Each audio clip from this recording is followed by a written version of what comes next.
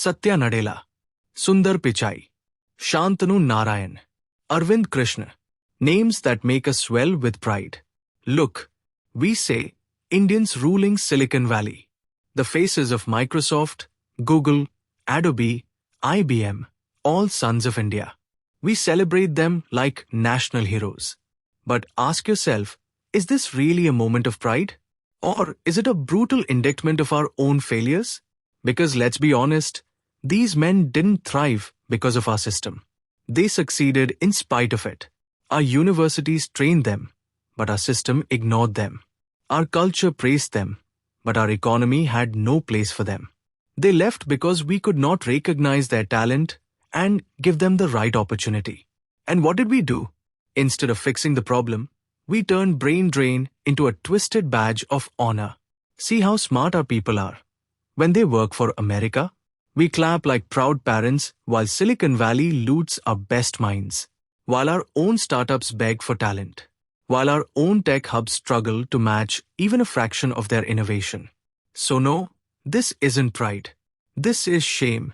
The shame of a nation that exports genius because it has no use for it at home. Meet Mohan Rao. To his village, he was the NRI hero working at a top tech firm in America. His father sold 5 acres of ancestral land to pay consultancies, visas, and flights. The plan was simple. Beta will earn in dollars, buy back the land, and we'll all be rich. But today, Mohan is back in Hyderabad, jobless. His H1B extension was denied for unknown reasons. His company called him family, until they replaced him the next week with another H1B worker. And his parents? They're now farm laborers, working on someone else's fields, the same fields they once owned. Indira Gandhi once said, brain drain is better than brain in the drain. But was she right? Or did we just surrender, letting America become the only dream that could hold our geniuses? Because today, the question isn't why they leave. It's why we never gave them a reason to stay. The truth? The American dream didn't steal them. We handed them over on a silver platter. Now let's imagine the US tech industry with no H1B workers. What happens? Google? No Sundar Pichai means no AI, no Android. Google search? Just spins forever. Microsoft? No Satya means no cloud. The IT help desk sends a car painter to literally repair windows. OpenAI? Rechristened as artificial immigration. They relocated because 70% of their researchers were Indian. Your iPhone? Now an ice brick. Too many bugs without Indian QA engineers, Apple gave it a cooling period. Amazon? The everything store ships nothing. Logistics software took the shortest route to Cuba. Bezos? Now runs a garage sale. H1B visas? A relic worshipped like an ancient god by the same people who cursed it. The American dream? A cancelled subscription. Let the Americans know the brutal truth. They needs this arrangement. No Indian brains would mean the American tech supremacy and its massive empires will collapse. No H1Bs will mean vanished profits overnight. It's the Americans who really need the H1B workers because Silicon Valley isn't giving opportunities to them. It's taking survival loans. The world knows a Silicon Valley without H1B would be a Nagasaki that was never rebuilt. Let's now expose another illusion hidden in the American dream and dangled in front of every H1B aspirant, the dream of an American green card. The bait, a marketing strategy luring the aspirants with an American green card. The fact, 20 million tech jobs, but only 3 million for Indians. 65,000 new H1Bs issued to Indians yearly. The reality, your chances of getting your dream American green card. EB1, Genius Visa, 40% chance. But only if you're a Nobel laureate or Silicon Valley elite or have a few hundred registered patents. EB2, Advanced degree, 25 to 30% chance. Yet Indians, you still have to wait for over 15 years. EB3, skilled workers, 12 to 15% chance, A lottery you eventually lose after winning it and waiting for 30 years.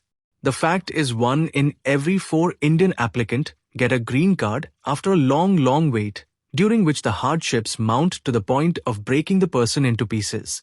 The realization then kicks in that H1B visa was just a temporary work permit and not an immigration license. The shame, they call it merit-based. But a Bangladeshi with the same education and the same job gets a green card faster than an Indian who endures the torture of the endless wait. What happens to those who don't win? Laid off after 40, Silicon Valley's expiry date. Denied extensions, too expensive, too old. Forced home after 20 years in line, green card waitlists is a legal purgatory. And then the irony is exposed. Family until you're needed. Then, just bloody Indians stealing jobs. The truth? America doesn't want Indian talent. It leases it. You were never a future citizen. You were a human CPU, plugged in until overheat. So what is the ultimate irony? He thinks he's the next Sundar Pichai. He thinks he's building a future. Reality: his visa expires as he turns at 40. The truth is deep-seated. The American dream was never made for him. It was a marketing scam sold by consultants, big tech companies, and the Indian society alike. And the worst part? He'll never admit it's a scam because his parents sold their land for his dream. His family's pride depends on his success. His entire identity is tied to this dream. A dream till he wakes up. The final twist. The American dream didn't fail him. It was designed to fail. Designed to extract 10 years of cheap labor. Designed to keep him docile with false hope. Designed to discard him like a battery till his youth is drained.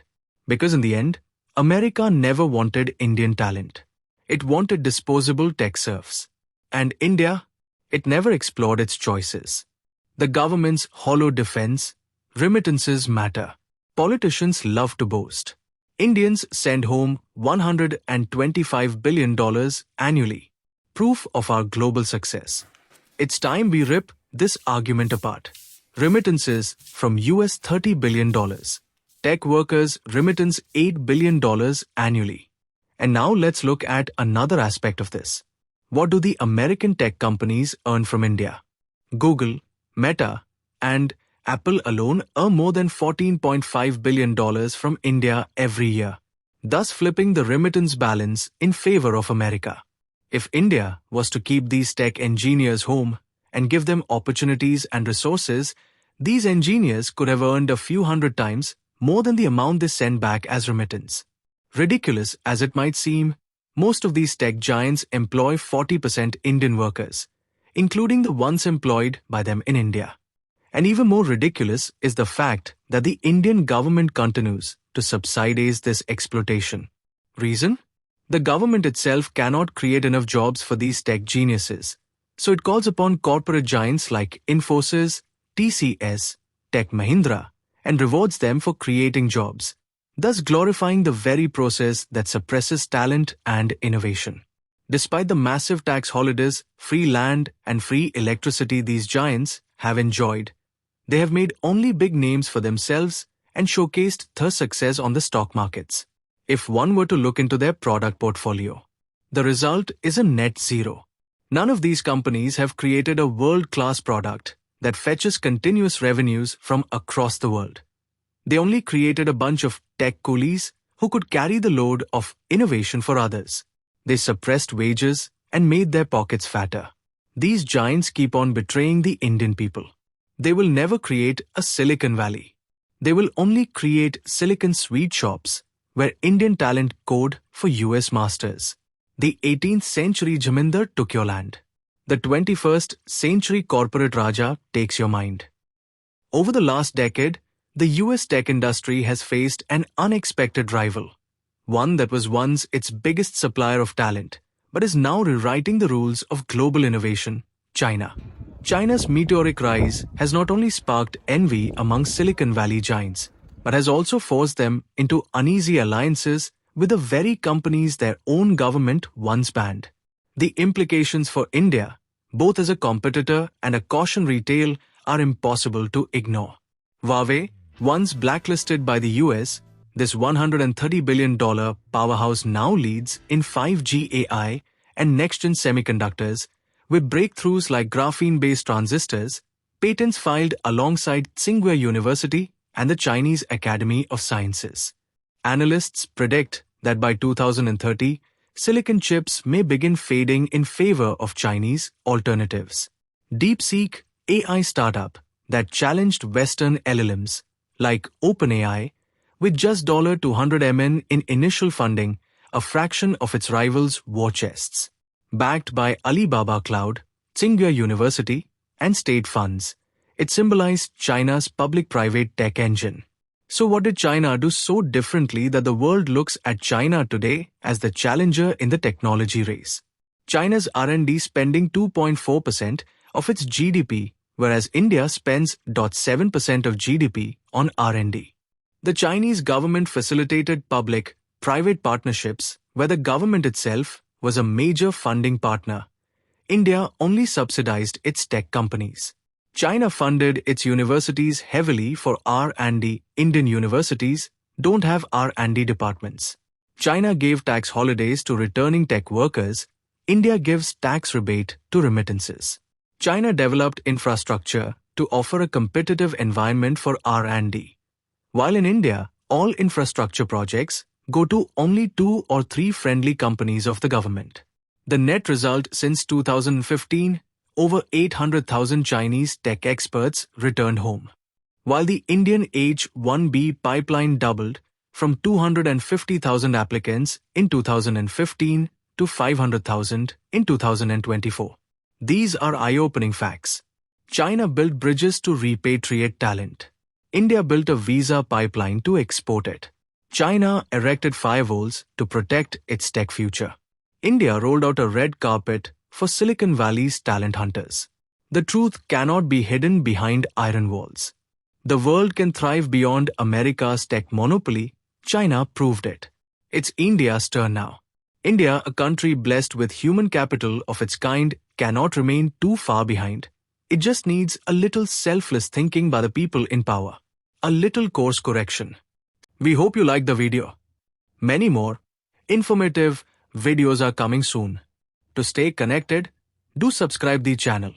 Also, if you would like us to bring to you any specific subject or topic, we will be happy to research it and present before you. Just let us know in the comments. The comment box is open. Or feel free to email us at the address in the description. Like and share this video. Help us spread the word. See you soon. Bye for now. Satya Nadella, Sundar Pichai, Shantanu Narayan, Arvind Krishna. Names that make us swell with pride. Look, we say, Indians ruling Silicon Valley. The faces of Microsoft, Google, Adobe, IBM, all sons of India. We celebrate them like national heroes. But ask